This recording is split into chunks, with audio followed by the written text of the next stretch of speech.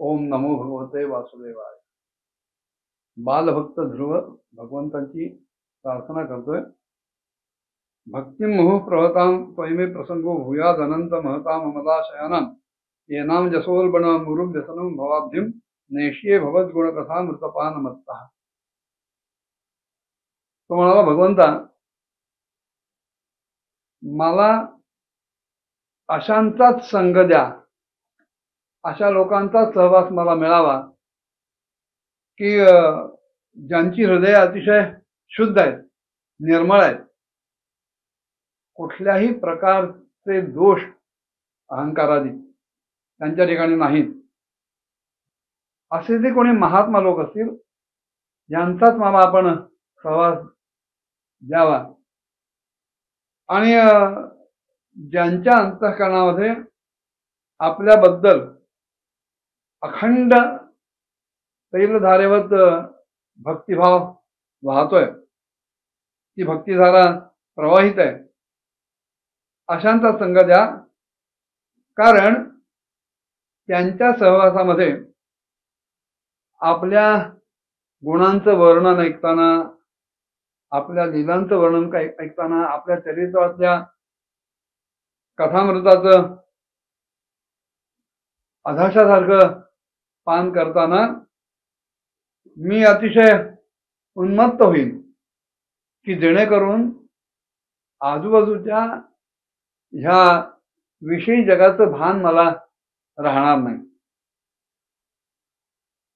आणि अशा प्रकारे आपल्या कथामृताचं पान करता करता जेव्हा मी उन्मत्त होईन तेव्हा आपोआपच दुःखानं भरलेलं हे जे भयंकर विश्व आहे, हा जो दुःखरूप संसार सागर आहे, ह्याच्या पलीकडे मी सहज जाईन. महाभारतकार एका ठिकाणी म्हणाले होते, संघ सर्वात मनात त्याज्य हा. कुठल्याही प्रकारचा संघ हा बुद्धिपूर्वक टाळला पाहिजे, टाकून दिला पाहिजे. हा संघ कशामुळे तयार होतो? गीता सांगते, ध्यायतो विषान पुंसा संघस्ते शुभ जायते. आजूबाजूला पडलेले शब्दस्पर्श रूप रसात्मक हे जे विषय आहेत, त्या विषयांचं ध्यान एकदा चित्ताला लागलं की त्याचा संग जडतो, त्यांचा सहवास हवासा वाटतो, त्या विषयांबद्दल हव्यास वाढतो. आणि मग असा जो संघ आहे, हा संघ नानाविध कर्मांना प्रवृत्त करतो. पण जर यदा कदाचित हा संघ टाळणं अशक्यच असेल, याच म्हणाले, संघ सर्वात मनात त्याज्य हा नचेत त्यक्तुंच शक्यते.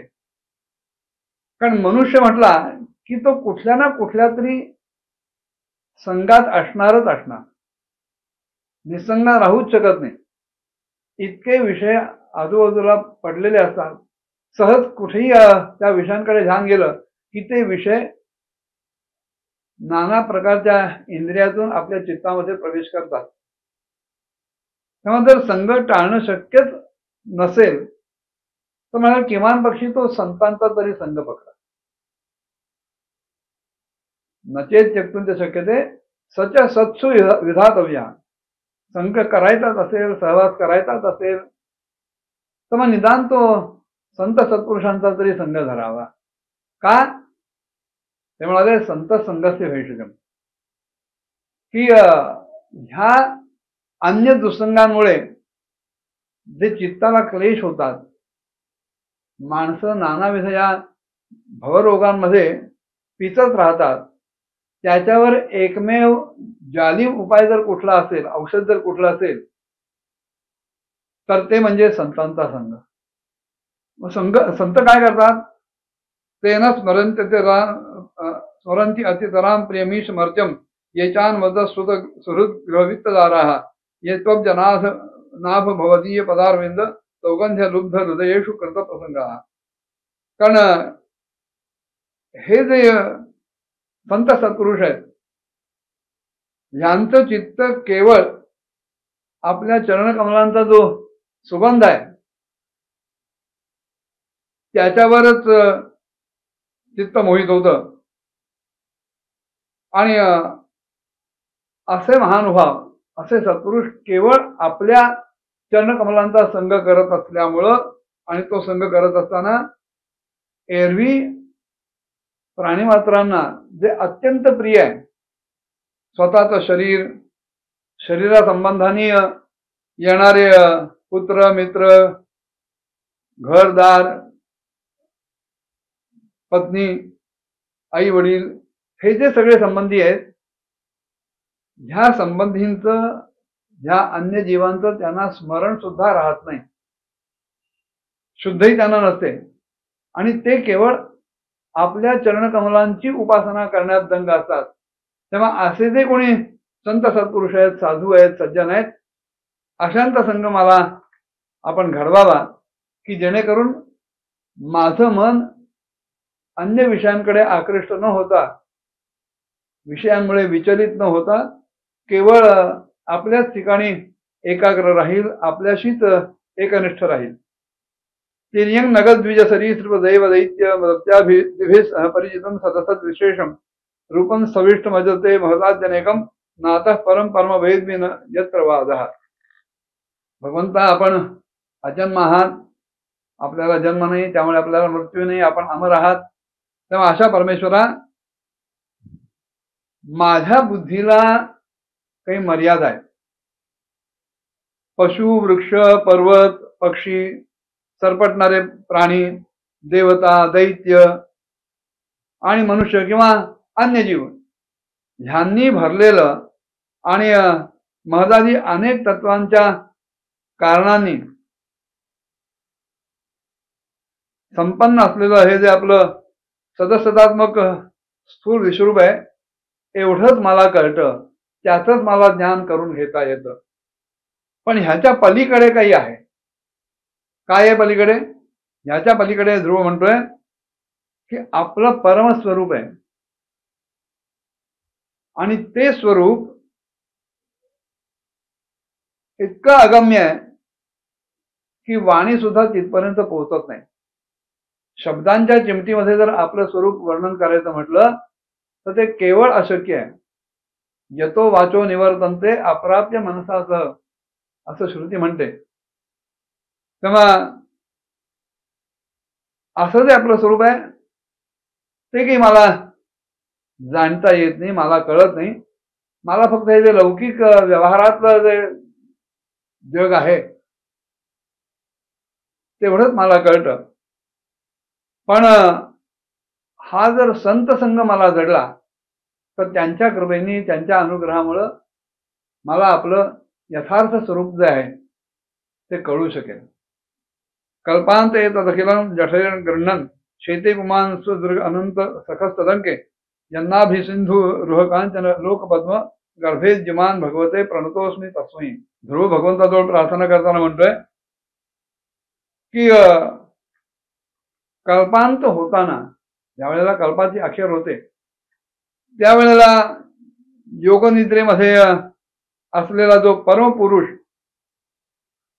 ह्या संपूर्ण ब्रह्मांडाला, या विश्वाला आपल्या पोटात घेतो आणि शेषासह त्याच्या मांडीवर तो झोप घेतो, निद्राधीन होतो. त्याचप्रमाणे ज्यांच्या नाभी समुद्रातून प्रकट झालेल्या सर्वलोकमय अशा सोनेरी कमळातून परम तेजोमय असे ब्रह्मदेव निर्माण झाले, ते भगवंत आपणच आहात, दुसरं कोणी नाही. जो कल्पांतामध्ये निद्रिस्त होतो, शेषाला घेऊन ब्रह्मांडाला आपल्या उदरात साठवून, किंवा ज्याच्या नाभी कमलातून साक्षात ब्रह्मदेव प्रकट होतात, ते दुसरे तिसरे कोणी नाही आहेत, ते आपणच आहात, परब्रह्म आहात. तो नित्यमुक्त परिशुद्ध विबुद्ध आत्मा कोटस्थ आदि पुरुषो भगवान सधीशा यद्बुद्ध्यवस्थिती मखंडितया सदृष्ट्या द्रष्टा स्थितावधिमखो व्यतिरिक्त असते. भगवंता, आपल्या अखंड चिन्मय अशा दृष्टीनं आपण सगळीकडे बघत असता आणि जीवांच्या बुद्धीच्या ज्या सगळ्या अवस्था आहेत त्या सगळ्या अवस्थांचे आपण साक्षीदार आहात. तसंच आपण नित्यमुक्त आहात, शुद्ध सत्वमय आहात, सर्वज्ञ आहात, सर्वसमर्थ आहात, सर्वव्यापी आहात. आपण निर्विकार आहात, परमात्मा स्वरूप आहात. आपण आदिपुरुष आहात आणि षडैश्वर्य संपन्न आहात. एवढंच काय, सत्व, रज आणि तम या तिन्ही गुणांचे सुद्धा आपण अधीश्वर आहात, स्वामी आहात. सर्वसामान्य दिसणारे जे याचे यावत सगळे जीव आहेत, त्या सगळ्या जीवांपासून आपण वेगळे आहात, भिन्न आहात. आणि त्याचप्रमाणे संसाराच्या स्थितीसाठी यज्ञाचा अधिष्ठान असलेले विष्णुरूप, त्यांच्या मध्ये सुद्धा आपणच विराजमान आहात. आपणच यज्ञाधिष्ठाता विष्णू रूपानं इथे विराजमान आहात. यस्मिन विरुद्ध कर्तव्यो जनिशम पतंती विद्यादेव विविधशक्त अनुपूर्या तद्ब्रह्म विश्वभवमेकम अनंत माध्यम अनंत मात्र विकारमहम प्रपद्ये. भगवंता, आपण परमानंत मूर्ती आहात. आपल्याकडे बघितल्यानंतर आपल्या भक्तांना पराकाष्ठेचा आनंद होतो, परम आनंद होतो. आणि असं लक्षात घेऊन जी माणसं अत्यंत निष्काम भावानं आपलं निरंतर भजन करत असतात, त्यांच्यासाठी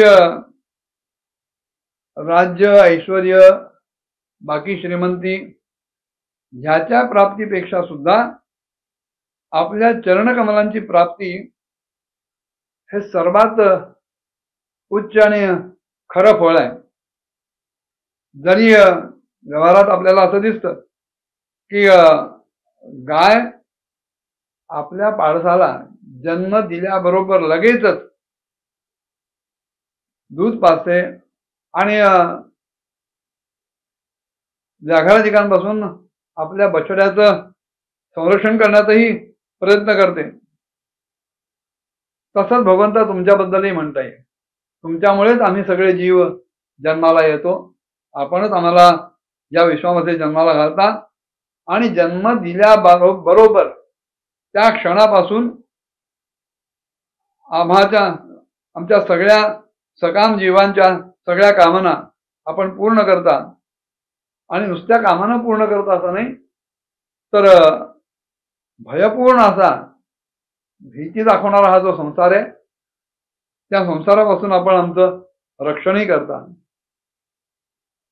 अशा प्रकारे 12 श्लोकात ध्रुवानं भगवंताची स्तुती केली, प्रार्थना केली. मग पुढे काय घडलं, विदुरांना मैत्रेय काय म्हणाले, पुढच्या भागात बघूया. ओम नमो भगवते वासुदेवाय.